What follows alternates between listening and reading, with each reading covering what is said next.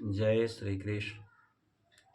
आज का विषय है कि यदि संतान प्राप्ति में देर हो रही हो, पुत्र प्राप्ति में विलंब हो रहा हो, तो उसके लिए क्या करना चाहिए जिससे संतान सुख की प्राप्ति हो।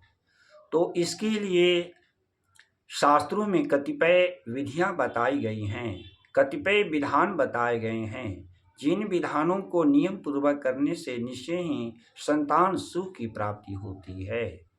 विधान 1, शास्त्र कहता है कि यदि पुत्र प्राप्ति में देर हो रही हो, संतान प्राप्ति में विलंब हो रहा हो, तो उसके लिए संतान गोपाल मंत्र का 1.25 लाख जप करना चाहिए।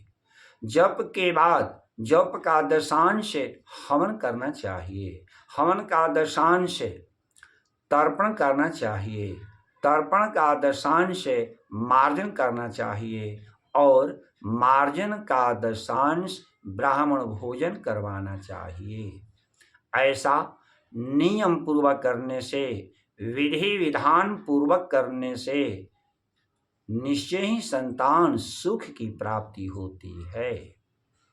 विधान 2, शास्त्र कहता है कि संतान सुख की प्राप्ति के लिए पवित्र हरिवंश महापुराण की कथा श्रवण करनी चाहिए।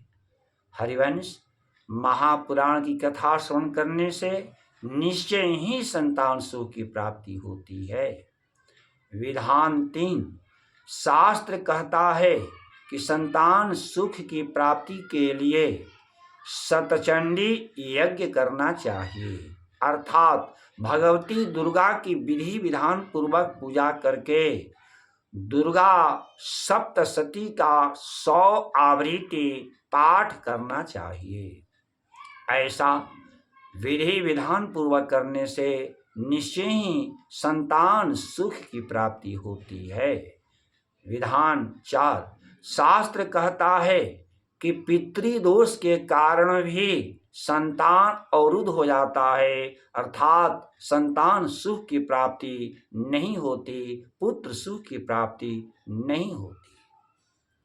इसलिए पितृदोष की शांति के लिए त्रिपिंडी श्राद्ध करना चाहिए।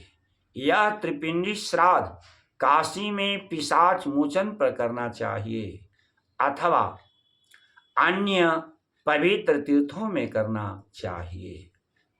अतः ऐसे नियम पूर्वक इन 4 विधानों को करने से अवश्य ही संतान सुख की प्राप्ति होती है, इसमें कोई संदेह नहीं।